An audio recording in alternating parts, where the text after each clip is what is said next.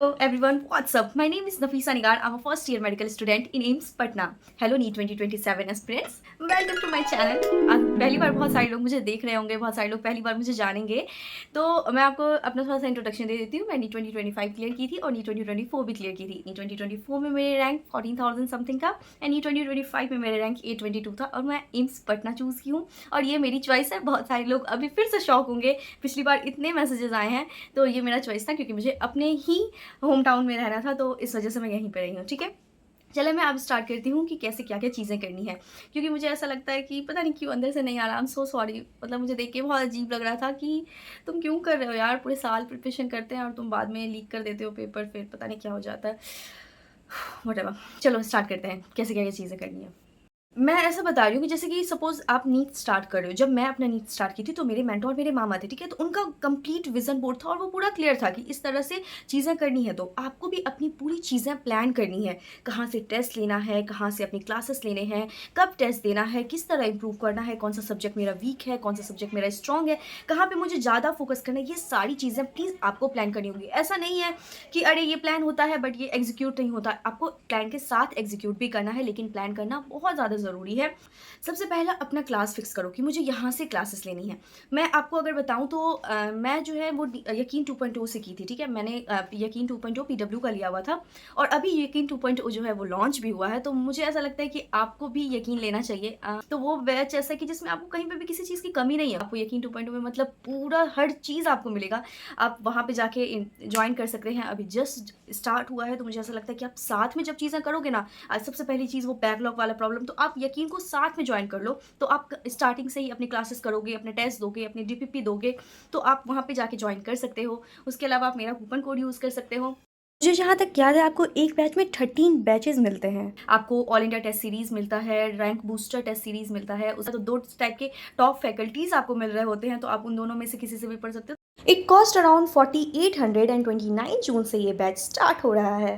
मैं लिंक जो है वो आपको डिस्क्रिप्शन में दे दूंगी, आप वहाँ जाके ज्वाइन कर सकते हो। टेस्ट सीरीज कब से ज्वाइन करना है? नहीं, टेस्ट सीरीज कब से नहीं ज्वाइन करना है, टेस्ट सीरीज स्टार्टिंग से ही ज्वाइन करना है। मतलब first day of your preparation वहाँ से आपकी टेस्ट सीरीज स्टार्ट हो जानी चाहिए। मैं बताती हूँ, मैं अपना सेप्टेम्बर में स्टार्ट की थी अपना प्रिपरेशन, तो मैं उसी टाइम पे अपना टेस्ट सीरीज ले ली थी। तो आप भी जो भी आपको अच्छा लगे टेस्ट सीरीज, आप वहाँ पे जाके उसको ज्वाइन कर सकते हैं। मतलब मैं बहुत प्लान्ड वाली चीज़ें नहीं बताऊंगी, मैं बहुत ऑर्गेनिक चीज़ें बताऊंगी जो नॉर्मली होती है, ठीक है? उसके बाद आप टेस्ट सीरीज ज्वाइन करने के बाद अपनी कुछ चीज़ें प्लान करना। जितने भी आपके खराब चैप्टर हैं, प्लीज़ आज जाके बैठो, अपना डायरी खोलो। जितने मतलब इतना सा भी अगर उसमें आपके कोई भी वीक टॉपिक्स हैं या फिर वीक चैप्टर्स हैं, उसको एक साथ करो। और मैं बताती हूँ कि मैं अपना प्रिपरेशन कहाँ से स्टार्ट की थी। तो जब मैं शुरू के 4 महीने में बताती हूँ, शुरू के 4 मंथ मैंने मतलब अपना पूरा फोकस ही मैंने फिजिक्स पे डाला हुआ था। मतलब पूरा फोकस मैंने फिजिक्स पे डाला था, क्योंकि मुझे पता था कि एट द एंड जो मुझे मार्च में जाके गिराएगा ना, वो फिजिक्स होगा। मैं बायो और केमिस्ट्री संभाल लूंगी, लेकिन एट द एंड जब मार्च में जाके टेस्ट सीरीज के मार्क्स गिरेंगे, ओवर थिंकिंग होगा, एंजाइटी होगा, वो सिर्फ और सिर्फ मुझे फिजिक्स ही दिलवा सकता है। तो सबसे पहले अगर किसी को हिट करना है तो वो फिजिक्स को हिट करूंगी मैं।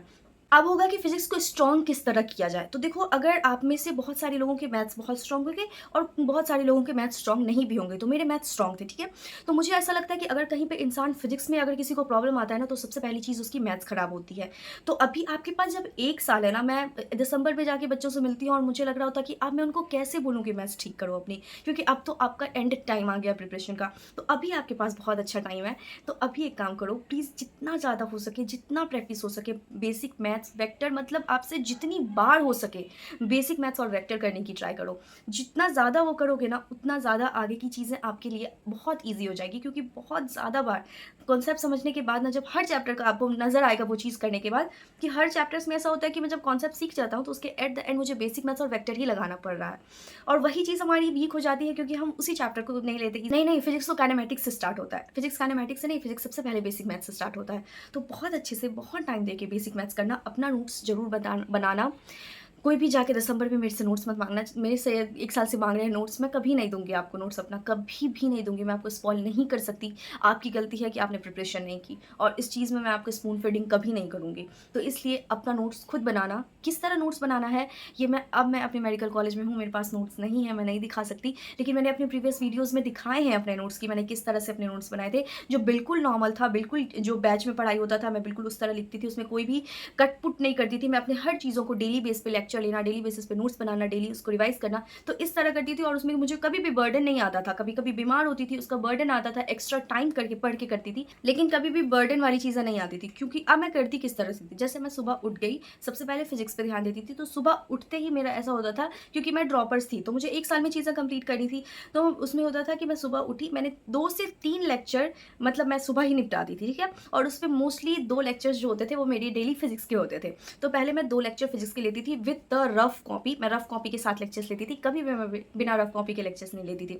उसके बाद रफ कॉपी के बाद मैं जितने क्वेश्चंस, जितने कॉन्सेप्ट्स हैं, वो मैं बिल्कुल शांत होके, और बीच में मैं उठती नहीं थी। मेरा ट्राई होता था कि 1.5 आवर के जितने भी लेक्चर्स हैं, मैं बीट एकदम एक ही स्पीड में करूँ, बीच में मैं कुछ भी गैप नहीं लेती थी, और मैं 1.5x पे लेती थी। अगर आपके हों तो 1.25x पे मोस्टली लोग लेना, क्योंकि फिज़िक्स को थोड़ा-सा आराम से करो। अभी बहुत अच्छा टाइम है, अभी कर लोगे तो दिसंबर में बहुत ईज़ी हो जाएगा। उसके बाद 2 लेक्चर लेने के बाद जो उसके नोट्स होते थे, फिर मैं वो स्टार्ट करती थी बनाना। तो 2 लेक्चर के नोट्स जो होते थे, उसमें जो थ्योरी वाला पार्ट होता था सर का, वो तो मैं सर का लिखती थी। जो क्वेश्चन वाला पार्ट होता था, मैं सिर्फ़ क्वेश्चन लिखती थी, आंसर हमेशा मेरे कॉपी में मेरा होता था। सिर्फ़ आई थिंक हर लेक्चर्स के 1 या 2 क्वेश्चन होते थे जो मैं सर का आंसर लिखती थी, वरना मोस्टली 99% क्वेश्चन होता था जो मैं खुद से बनाती थी।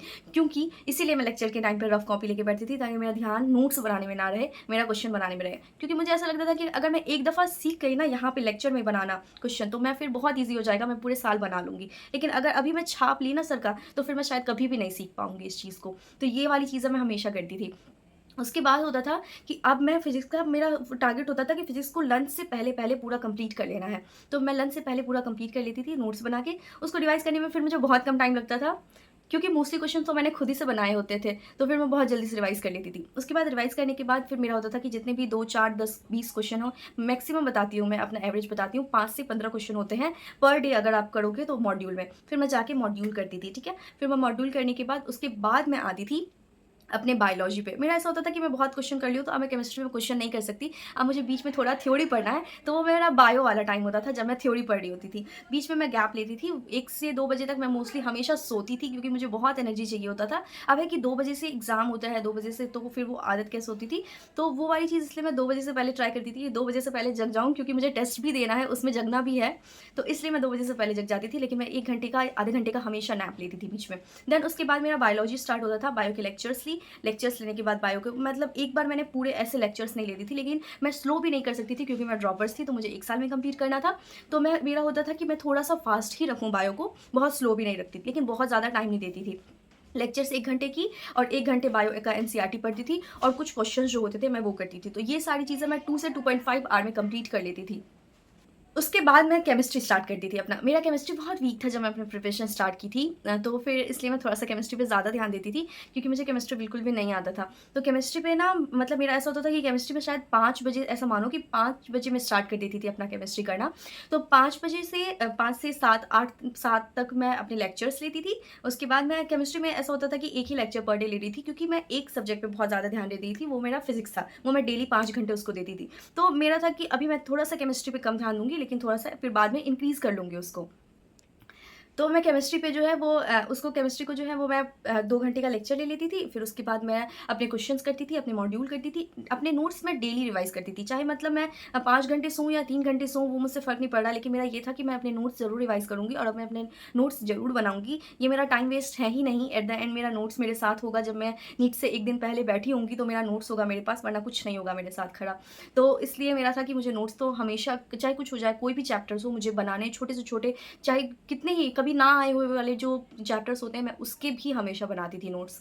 तो मेरे नोट्स वाला वो जो विज़न था, वो बहुत अच्छा क्लियर था, और वो आई थिंक हर इंसान को करके रखना चाहिए। अगर आप नहीं करोगे, दिसंबर में आपसे ज़्यादा अफ़सोस में कोई इंसान नहीं खड़ा होगा, आप सबसे ज़्यादा अफ़सोस में खड़े होगे। तो वो चीज़ें ना करो। अपनी चीज़ों को हमेशा से स्टार्टिंग से अपने नोट्स अगर बना लिए ना, तो फिर आप लिटरली विनर हो। आप सच में नीट प्रिपेयर कर लोगे, आप सच में नीट क्रैक कर लोगे, और ट्रस्ट मी कर लोगे। मैं कुछ भी आपको शुगर कोटिंग नहीं कर रही, सच में कर लोगे। उसके बाद मैं अपने नोट्स, मैंने लेक्चर्स लिया, नोट्स बनाए, फिर मैंने क्वेश्चंस किए, और उसके बाद होता था कि रात में मैं 1-2 घंटे जो होता था, जो भी सुबह वाली कुछ-कुछ चीज़ें होती थी ना, जो मेरे स्किप हो गए कहीं-कहीं पे टाइम कम होने की वजह से, क्योंकि मैं अपना रूटीन बना दी थी कि मुझे इतने से इतने बजे तक ये सारी चीज़ें करनी है।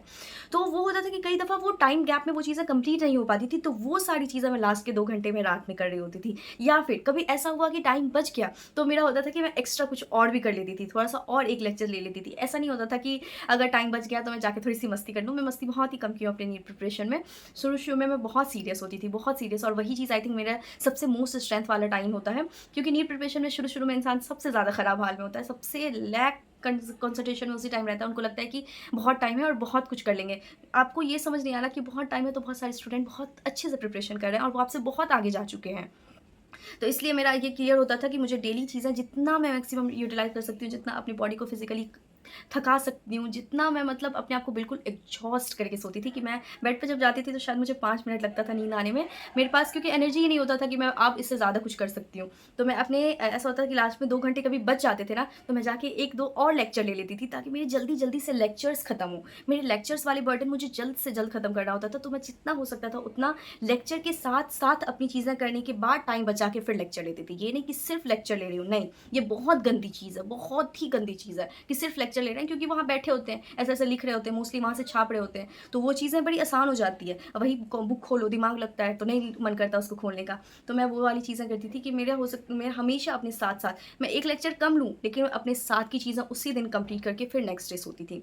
तो ये वाली चीज़ जो है, ये मेरा स्टार्टिंग का हल्का-फुल्का सा इंट्रो दी हूँ मैं अपनी प्रिपरेशन का।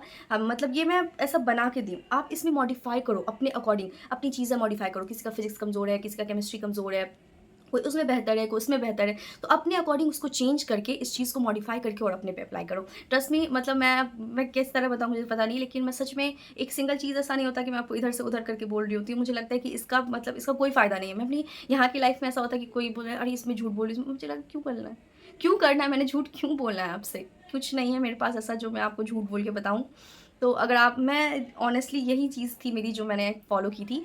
ये शुरू में मैं कुछ मंथ के लिए, ठीक है? ऐसा नहीं होता कि यही चीज़ें सेम पूरा आपके पूरे 12th मंथ तक फ़ॉलो होता है, नहीं। अपनी चीज़ें मॉडिफ़ाई होती रहती है, तो जहाँ-जहाँ पे चेंजेज़ मैंने किया है, वहाँ-वहाँ पे मैं आपको चेंजेज़ बताऊँगी कि अब आप अपना रूटीन इस तरह कर सकते हो, तो अब आपका ज़्यादा बेहतर होगा। अब यहाँ पे ये चेंजेज़ करोगे, तो अब आपका ज़्यादा बेहतर होगा।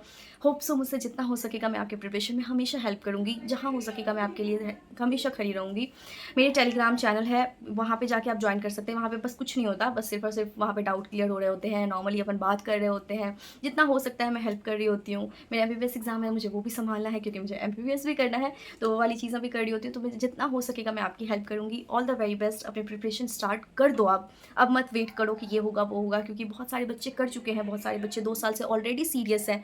तो वो आप बहुत पीछे हो जाओगे उस चीज़ की वज़ह से। तो और बहुत सीरियस होके अपनी प्रिपरेशन स्टार्ट करना, और ये सीरियसनेस जो है उसको मेंटेन करना, हमेशा खुद से बातें करना।